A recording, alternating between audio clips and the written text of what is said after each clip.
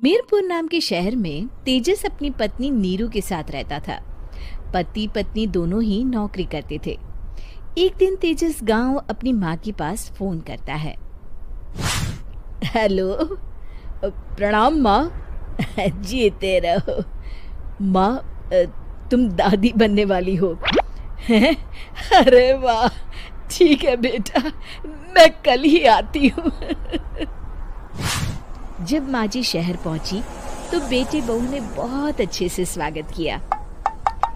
लीजिए माँ जी, चाय। अरे गर्मा गर्म पकोड़े ले आओ माँ के लिए। नीरू रसोई में गई और 2 मिनट में ही पकोड़े ले आई। जी ये लीजिए। बहू जादू से बनाए हैं क्या? अभी तो रसोई में गई थी। यम्मी।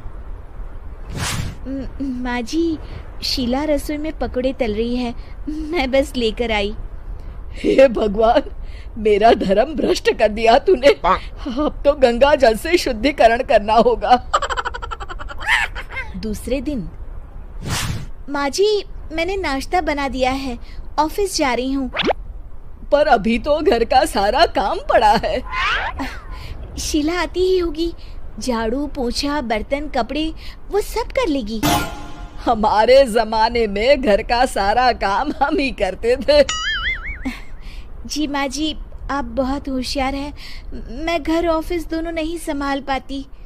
तो जरूरत क्या है घर से बाहर जाकर चाकरी करने की?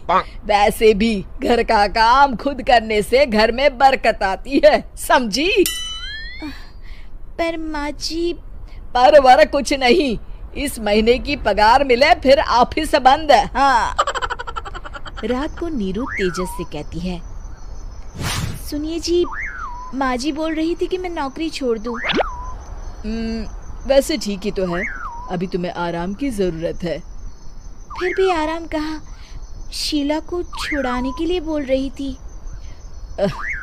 तो अब 24 घंटे में इतना काम तो कर ही सकती हो। पर जॉब पसंद है मुझे, घर पर मन नहीं लगेगा। अगले दिन जब दोनों ऑफिस के लिए निकल रहे थे, मेरी तो कोई कीमत ही नहीं है इस घर में। माँ जी, आजकल महंगाई बहुत है, रहन सहन भी बदल गया है, दोनों नौकरी करते हैं तभी ठीक रहता है। अच्छा, तू कहना क्या चाहती है? मेरा बेटा तुझे बिठा के खिला नहीं सकता? तू ही इस घर का खर्च चला रही है, हैं? नहीं माँ जी, मेरा वो मतलब नहीं था। मतलब खूब समझती हूँ, ये बाल धूप में सफेद नहीं किए मैंने। हाँ। अब तो ये रोज का काम हो गया था। तेजस भी रोज की झिकझिक से परेशान हो गया था। एक दिन उसने कहा, नीरू, वैसे भी तुम्हें मैटरनिटी लीव मिलने वाली है, तो अभी से ही छुट्टी ले लो। पर क्या, मेरी सैलरी अच्छी खासी है। आखिर नीरू ने रिजाइन कर दिया।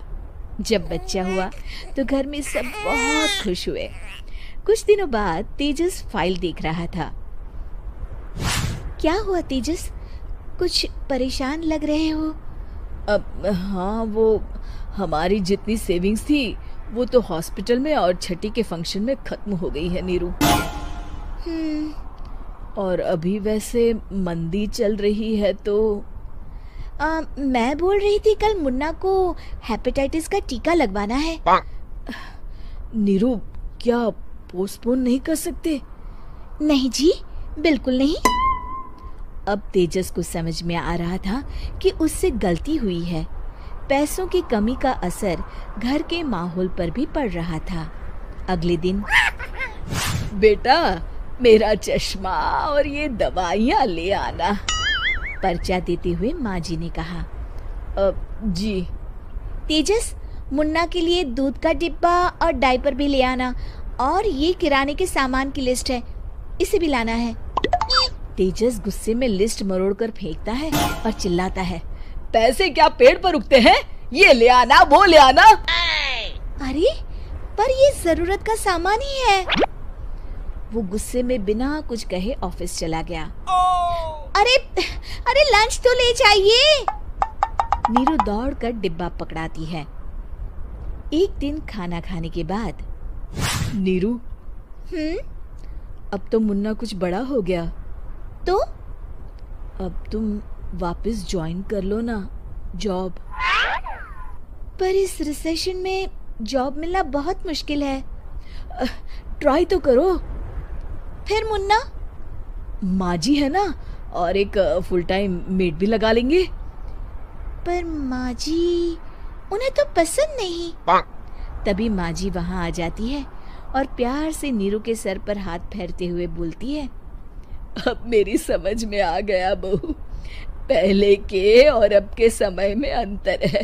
तुम काम शुरू करो, मुन्ना की जिम्मेदारी मेरी।